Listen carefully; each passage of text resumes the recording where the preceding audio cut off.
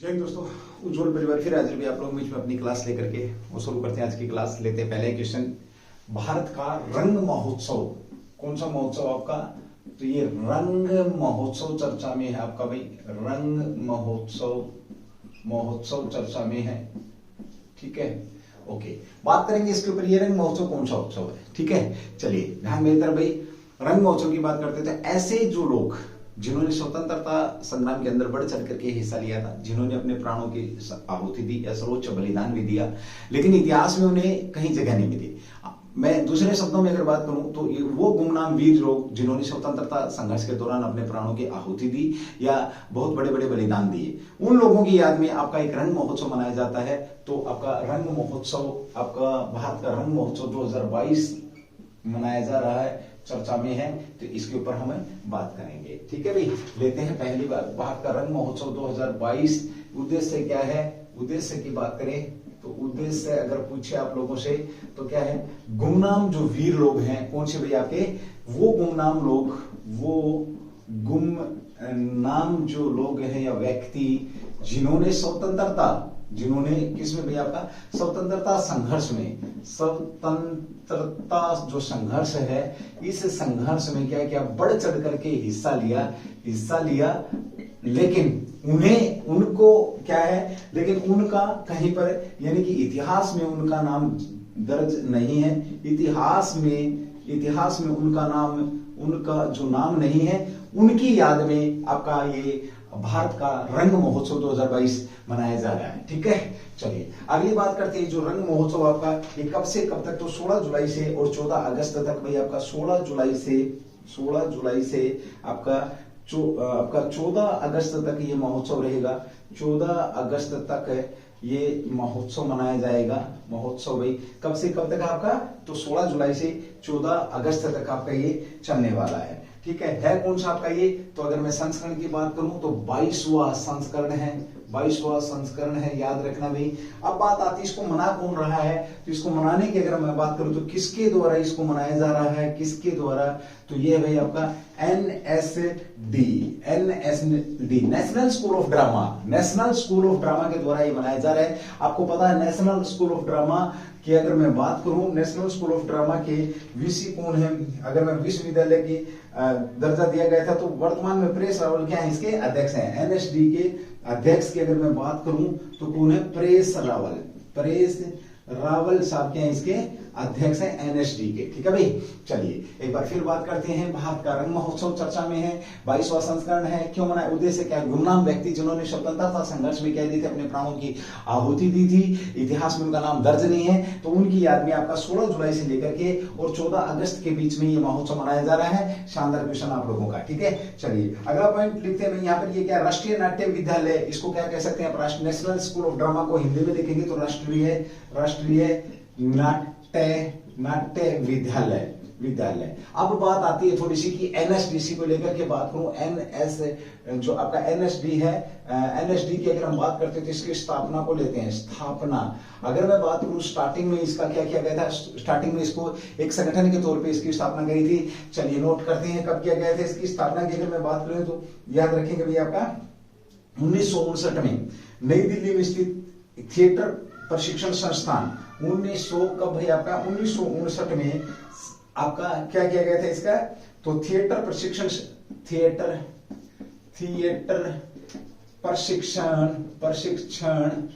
संस्थान।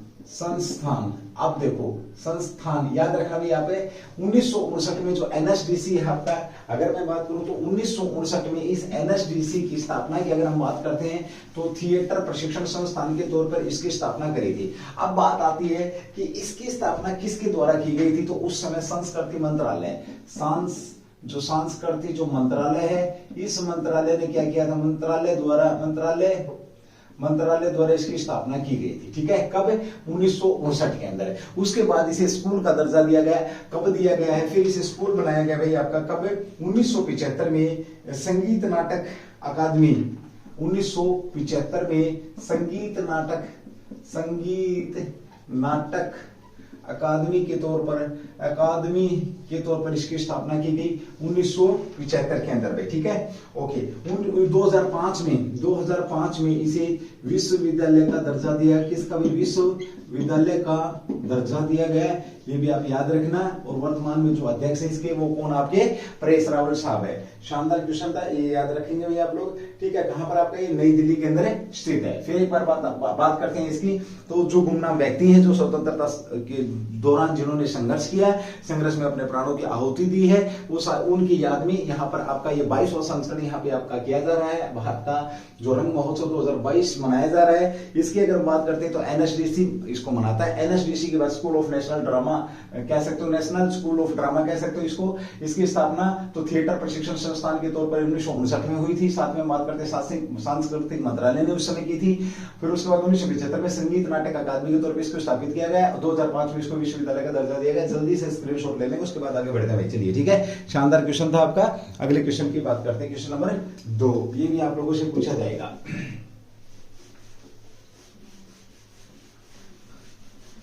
क्लास को भाई कोशिश करना शेयर करने की, ठीक है। चलिए अगले क्वेश्चन की बात करते हैं।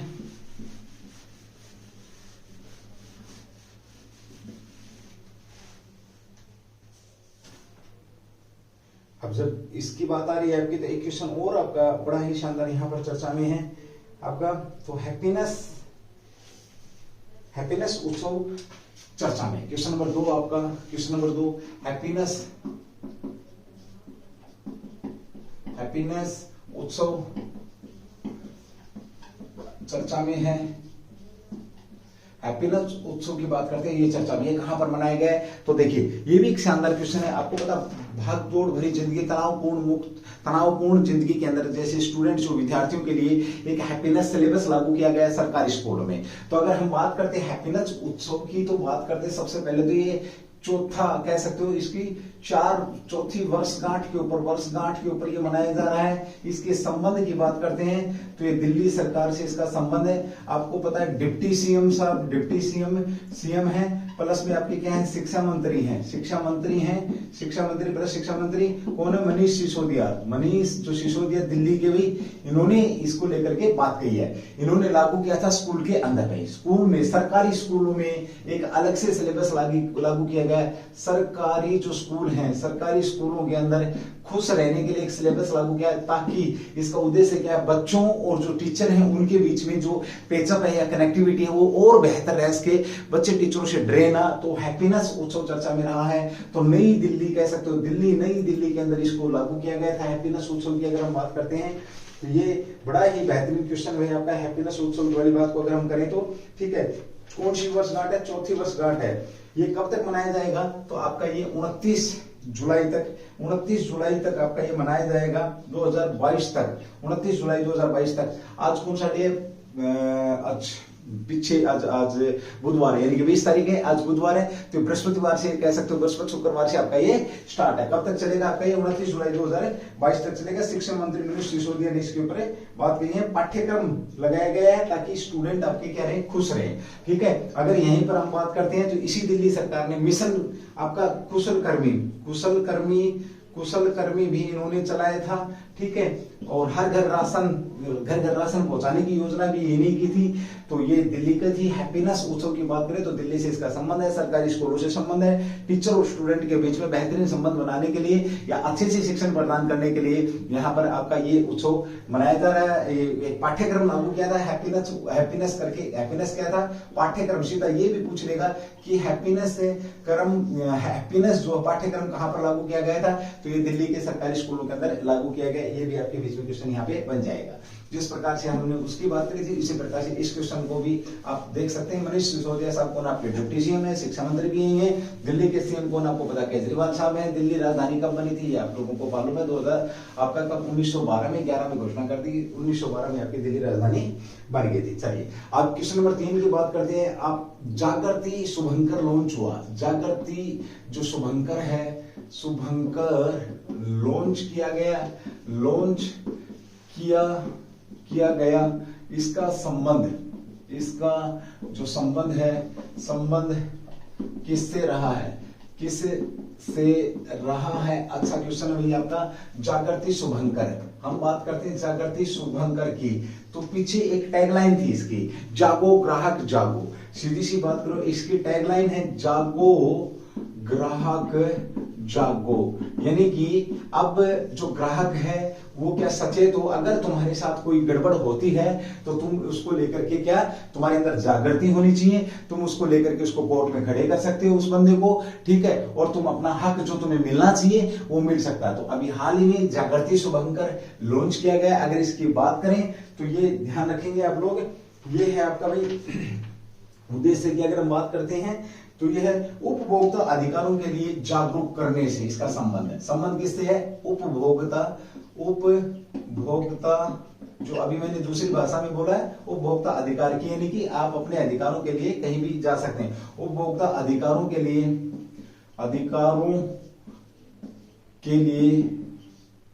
जागरूक करने के लिए, अधिकारों के लिए जागरूक करने के लिए, अधिकारों के लिए जागरूक करने के लिए क्या किया गया? उपभोक्ता अधिकारों के जागरूक करने के लिए आपका ये एक शुभंकर लॉन्च किया गया है, जिसे किस नाम से जाना जाता है? जागृति शुभंकर कहा गया है, जागृति कहा गया है। और इसकी टैगलाइन की अगर हम बात करते हैं तो टैगलाइन इसकी क्या है? टैगलाइन ये है जागो ग्राहक जागो, इसकी क्या भी टैगलाइन है। ये भी अच्छा क्वेश्चन है आपके बीच में, ध्यान रखेंगे। राष्ट्रीय उपभोक्ता हेल्पलाइन नंबर भी इन्होंने, अगर मैं इसकी बात करूं उपभोक्ता मामलों के विभाग, किसके द्वारा इसको लॉन्च किया गया है? तो उपभोक्ता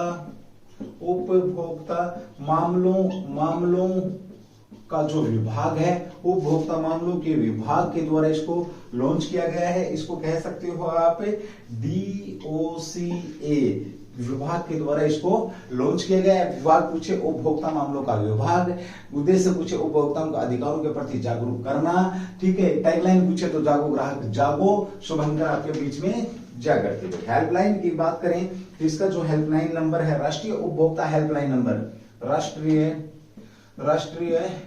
उपभोक्ता हेल्पलाइन नंबर, हेल्प जो लाइन नंबर है, लाइन नंबर की अगर मैं बात करूं तो यह है आपका 1915। राष्ट्रीय उपभोक्ता हेल्पलाइन नंबर कौन सा आपका? 1915। इसके ऊपर आप कॉल करके, जैसे फॉर एग्जांपल यदि आप चीनी ले रहे हैं, घर के लिए चीनी ले रहे हैं या कुछ खरीद रहे हैं, वैसे तो आटा दाल चीनी दही आपकी सब कुछ महंगी हो चुकी है। कल से जीएसटी आपके अनाज के ऊपर पहली बार जीएसटी टैक्स लग रहा है 25 केजी से ऊपर के पैकेट के ऊपर गवर्नमेंट ने सफाई देने की कोशिश करी है कि नहीं अनाज भी नहीं है, जो 25 केजी से ऊपर का जो पैकेट होगा खाने पीने का उस पर जीएसटी लगेगी। जीएसटी तो सब पे लगा दी उन्होंने भाई, सांस लेने पे भी जीएसटी लगने वाली है, याद रखना। तो राष्ट्रीय उपभोक्ता हेल्पलाइन नंबर है 1915 के ऊपर आप कॉल करके कह सकते हैं कि ये चीनी की जो क्वालिटी है ये क्वालिटी खराब दे रहा है, और उसके बाद उस पर एक्शन हो जाएगा जो आपके बिक्री कर रहा है, जो आपकी पैसे ले रहा है या जेब काट रहा है, ठीक है। ओके, अब बात आती है जागो ग्राहक जागो जो अभियान था एक यहाँ पर, जागो ग्राहक जागो अभियान, जागो ग्राहक जागो अभियान लॉन्च किया गया था। ये अभियान कब लॉन्च किया गया था? तो ये 2005 के अंदर इसको लॉन्च किया गया था, याद रखेंगे, ठीक है। अब मैंने एक बात बोली कि आप उपभोक्ता हैं, आपके साथ अगर कुछ गलत हो रहा है तो आप कोर्ट में जा सकते हैं। तो इसके लिए कौन सा अधिनियम बनाया गया है? तो 2 अधिनियम यहाँ पे हैं, ध्यान रखेंगे। एक है आपका उपभोक्ता अधिनियम 1986, उपभोक्ता जो अधिनियम है, अधिनियम 1986, यहाँ पे लिख रहा हूं भाई, उपभोक्ता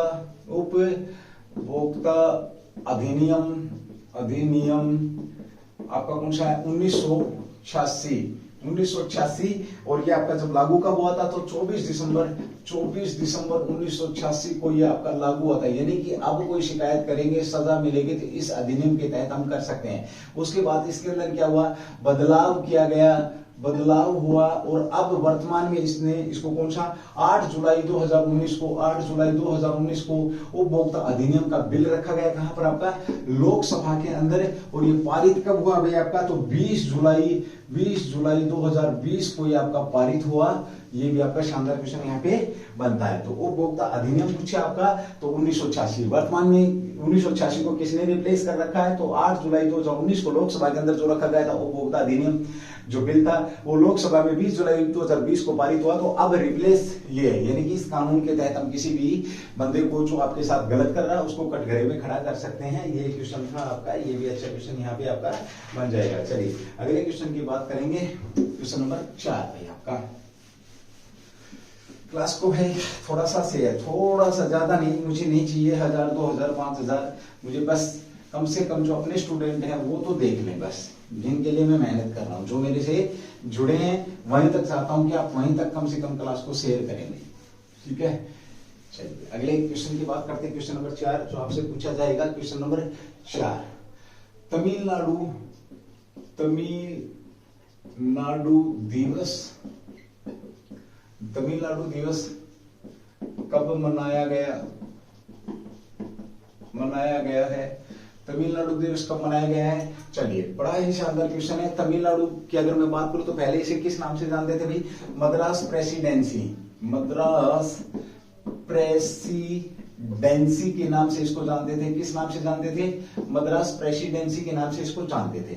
इससे 3 जो आपके हैं 3 अलग हुए। कौन कौन से? आंध्र प्रदेश अलग हुआ, कर्नाटक अलग हुआ। इससे मद्रास प्रेसिडेंसी, इसको पहले किस नाम से जानते थे? तो मद्रास प्रेसिडेंसी। एक आपका 1956 में कौन कौन सी जगह इससे अलग हुई है आपकी? तो एक आपका आंध्र प्रदेश, ठीक है। दूसरा कौन सा अलग हुआ इसी से भी आपका? तो कर्नाटक। और तीसरा कौन सा अलग हुआ इससे भी? आपका केरल। ये 3 इससे अलग हुए, ठीक है। किससे? मद्रास प्रेसिडेंसी से। 1956 के अंदर ये आपके आंध्र प्रदेश, कर्नाटक और केरल आपके क्या हुए हैं? अलग हुए हैं। उसके बाद 18 जुलाई 1967 के अंदर क्या हुआ? इस मद्रास प्रेसिडेंसी का, मद्रास जो प्रेसिडेंसी है, इस मद्रास प्रेसिडेंसी का नाम बदली किया गया भाई। नाम बदल कर क्या कर दिया गया है? तमिलनाडु भाई, तमिलनाडु इसका नाम रखा गया। कब की बात है? 18 जुलाई की।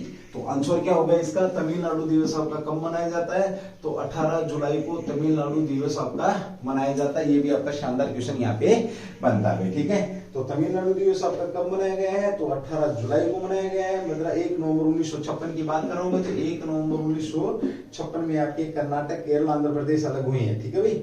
ओके चलिए यहां पर थोड़ी सी बात करते हैं हम आपकी तमिलनाडु के अंदर। तो आपका कब भाई?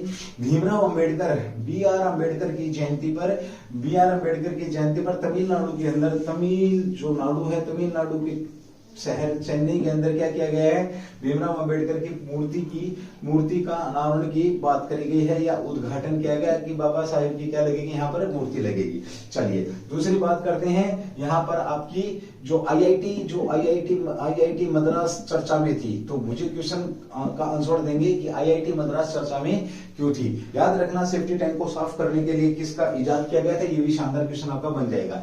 तमिलनाडु की अगर हम बात करते हैं तो तमिलनाडु ने किसकी अभी हाल ही में अर्थव्यवस्था, आर्थिक स्थिति खराब किसकी है? आर्थिक स्थिति की अगर मैं बात करता हूं, आर्थिक स्थिति खराब है किसकी भाई? श्रीलंका की। किसकी खराब है? श्रीलंका की। और श्रीलंका की आर्थिक स्थिति खराब होने के कारण तमिलनाडु ने मदद करी है सेंट्रल गवर्नमेंट से परमिशन लेकर के। किसकी मदद करी है? तो सिर्फ खाने पीने की वस्तु कहां पर भेजी है? एज ए मानवता, एज ए ह्यूमन बीइंग। तो ये आपके बीच में कहां पर भेजी गई है? श्रीलंका के अंदर। ये था कि आपका तमिलनाडु। चलिए अगले क्वेश्चन की बात करते हैं, क्वेश्चन नंबर 5। तो तमिलनाडु दिवस 18 जुलाई याद रखेंगे। 3 यहाँ से आपके टूट करके कौन कौन से बने? मद्रास प्रेसिडेंसी की बात करी मैंने, साथ में मैंने बात आंध्र प्रदेश, कर्नाटक, केरल की बात करी है। ये भी आपके बीच में क्वेश्चन यहाँ से अच्छे क्वेश्चन बनने के आसार रहते हुए। चलिए अगले क्वेश्चन की बात करेंगे, क्वेश्चन नंबर 5 पे, ठीक है। चलो क्वेश्चन नंबर 5।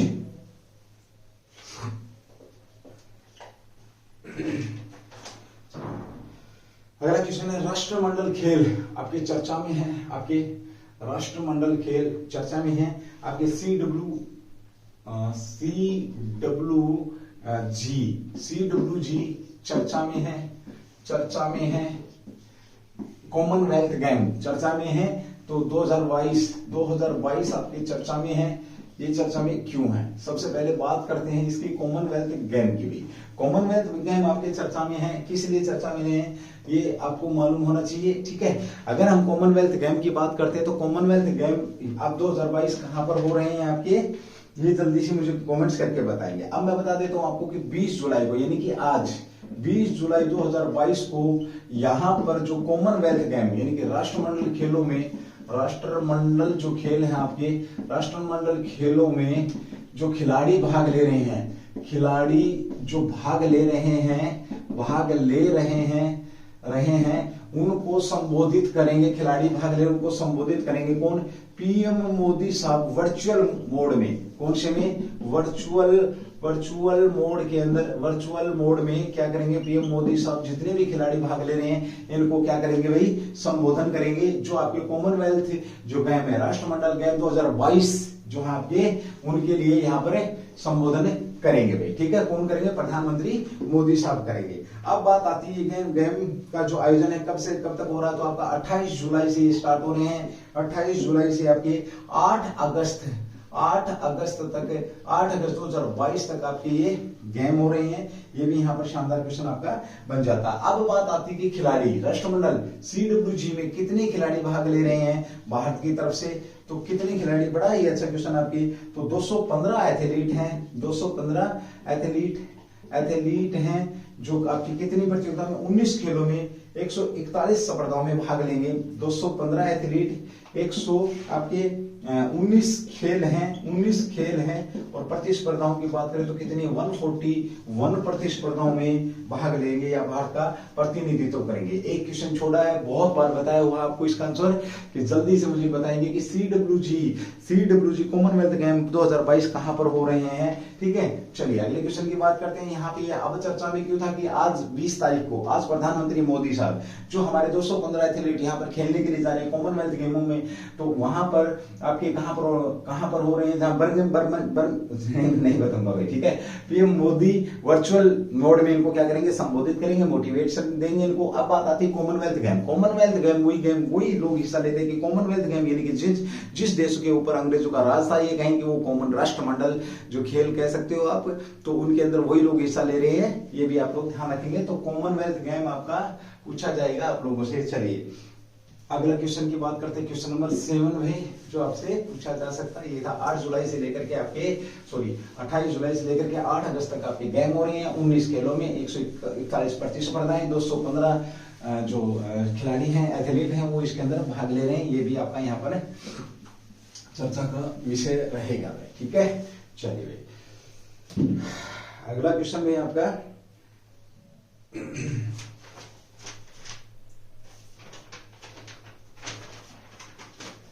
यूनिज पार्कर चर्चा में है, इनका संबंध कैसे, क्वेश्चन नंबर 7 में आपका यूजीन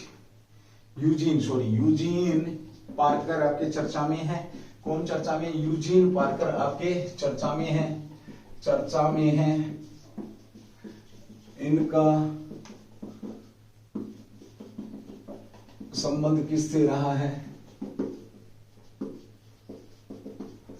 ओके, यानी कि क्या थे। सबसे पहले बात करें यूजीन पार्कर आपके क्या है भाई, आपके वैज्ञानिक हैं, आप ये कह सकते हो। यूजीन पार्कर क्या आपके ये वैज्ञानिक हैं। इन्होंने किसके अध्ययन किया था भाई, यूजीन पार्कर ने किसका अध्ययन किया था, अगर मैं बात करूं तो इन्होंने तारों का अध्ययन किया था। सौर पवन से कह सकते हो आप इसका, किसे, सौर पवन का अस्तित्व का सिद्धांत है, सौर पवन का अस्तित्व का सिद्धांत इन्होंने ही दिया था। और अब चर्चा में क्यों है, अब चर्चा में इसलिए इनका क्या हुआ भाई, निधन हुआ है। ये भगवान को प्यारे हैं, आत्मा को शांति दे। यानी कि वैज्ञानिक थे आपके यूजीन पार्कर, और इनका ये वैज्ञानिक इन्होंने सौर पवन का सिद्धांत, कौन सा, सौर पवन का सिद्धांत का अस्तित्व का सिद्धांत देने वाले व्यक्ति आपके यही हैं। ये भी आपका अच्छा क्वेश्चन यहाँ पर बन जाएगा भाई, ठीक है। ओके, कब दिया था अगर ये पूछे तो ये आपका सौर पवन का जो सिद्धांत है, यह सिद्धांत की अगर मैं बात करूं इन्होंने तो 1958 में प्रस्तुत किया था। ये भी आपका यहाँ पर क्वेश्चन बन जाएगा। सूर्य व अन्य तारों का अध्ययन किया था, अगर इसकी हम यहाँ पर ये बात करें। और किसका, तो सूर्य का अध्ययन, सूर्य व अन्य तारों का क्या किया है, अध्ययन किया है। ये भी यहाँ पर आपका क्वेश्चन बन जाएगा। नासा ने 2018 में, नासा ने क्या किया था, 2018 में इनके नाम पार्कर के वैज्ञानिक योगदान के नाम पर क्या किया था, अंतरिक्ष यान का नाम देकर सम्मानित किया था। यानी कि इनके नाम पर किसने भी, नासा ने एक अंतरिक्ष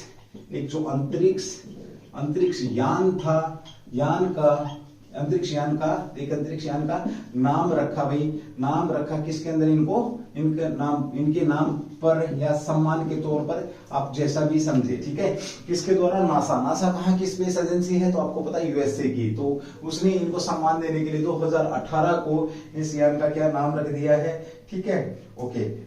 साथ ही हम बात करें नासा का सूर्य वातावरण का अध्ययन करने वाले मिशन का नाम रखा था इन्होंने, सूर्य का अध्ययन करने वाले मिशन का भी जो नाम था, मिशन का नाम भी रखा था इन्होंने पार्कर सोलर प्रोब मिशन। क्या रखा भाई, पार्कर सोलर प्रोब मिशन क्या इसका नाम रखा, पार्कर सोलर प्रोब मिशन के नाम से भी इसको जाना जाता है। ये पहले व्यक्ति थे जो अपने नाम का जो मिशन इसको जो है लॉन्च होते हुए देख रहे थे। तो पार्कर साहब इसको क्या है, पहले व्यक्ति थे जो इसको लॉन्च होते हुए देख रहे थे। ये भी आपका शानदार क्वेश्चन। और अभी हाल में यूजीन पार्कर पूछे, निधन है वहां है, इनका संबंध पूछे तो वैज्ञानिक से सूर्य और तारों का क्या इन्होंने खगोल शास्त्री कह सकते हो ना अध्ययन किया है। एक सिद्धांत इन्होंने दिया था किसका, तो अस्तित्व किसके, सौर पवन अस्तित्व का सिद्धांत इन्होंने दिया था 1958 के अंदर। और उसके इन्हीं के नाम पर किसने, अंतरिक्ष नासा ने एक यान भी छोड़ा है और मिशन दिया था सूर्य का अन्य तारों का अध्ययन किया था। एक मिशन का नाम पार्कर जो सोलर प्रोविजन मिशन के नाम से भी इनको नाम दिया है। चलिए अगले क्वेश्चन की बात करते हैं। क्वेश्चन नंबर 8 आपका जो आपके बीच में आ जाएगा, ठीक है।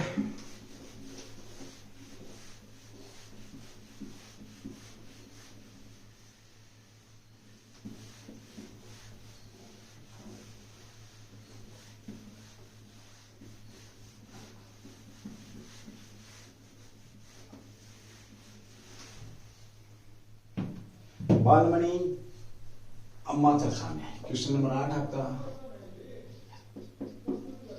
बालमणि कह सकते हो आप क्या भाई, बालमणि चर्चा में है, बालमणि अम्मा चर्चा में है, ये क्यों चर्चा में है भाई, ये देखो भाई, ठीक है। बालमणि अम्मा चर्चा में है, तो ये चर्चा में क्यों है ये पूछेंगे।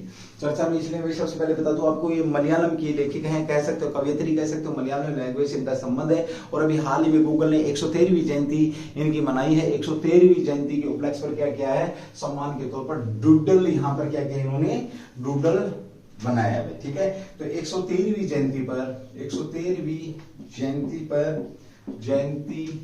पर इनकी याद में क्या किया है, याद में एक डूडल बनाया है। गूगल ने क्या किया है, इनकी याद में एक डूडल बनाया है, ठीक है, ओके। ये क्या करती हैं, तो मलयालम कविता कह सकते हो, कविता की रचना करी थी अम्मा और अनुष्ठी। कविता का नाम क्या है, अम्मा और अनुष्ठी के नाम से भी जाना जाता है। अम्मा और अनुष्ठी, अनुशसी है। इसका मतलब क्या होता है, माँ, और इसका मतलब क्या होता है, दादी भाई, दादी, ठीक है। चलिए 1987 में इनको क्या दिया गया था, 1987 के अंदर इनको पद्म भूषण दिया गया था, पद्म भूषण दिया गया था, ठीक है, ओके। उसके बाद 1965 में इन्हें साहित्य, 1965 में मथुसी क्या कहेंगे आप, मथुसी के लिए साहित्य अकादमी 1900 कब आपका 65 में मथुसी के लिए साहित्य अकादमी की स्थापना करी।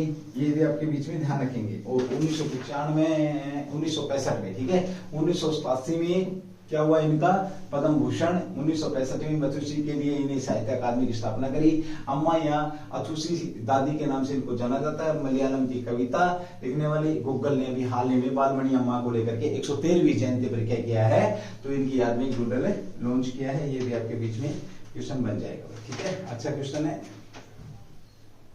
चलिए अगला क्वेश्चन आता है आपका एक इंटरनेशनल लेवल का क्वेश्चन, क्वेश्चन नंबर 9। उर्मिया चर्चा में है, तो ये चर्चा में क्यों है इसकी भी हम यहाँ पर बात करेंगे, ठीक है। अभी हाल ही में दंगे फसाद हो रखे हैं, वहां पर भी कुछ और ही चल रहा है। तो क्वेश्चन नंबर 9 है आपका, ये भी आप लोगों से पूछा जाएगा। उर्मिया चर्चा में है, ये है क्या भाई? उर्मिया चर्चा में है, चर्चा में है, यह क्या है? अच्छा क्वेश्चन है भाई आपका ये। उर्मिया चर्चा में है, तो ये क्या है? ये भी शानदार क्वेश्चन आप लोगों से पूछा जा सकता है। अच्छा बेहतरीन क्वेश्चन आपका ये बन रहा है, ठीक है। चलिए बात करते हैं उर्मिया की। अगर मैं बात करूं तो ये आपकी क्या है भाई? झील है।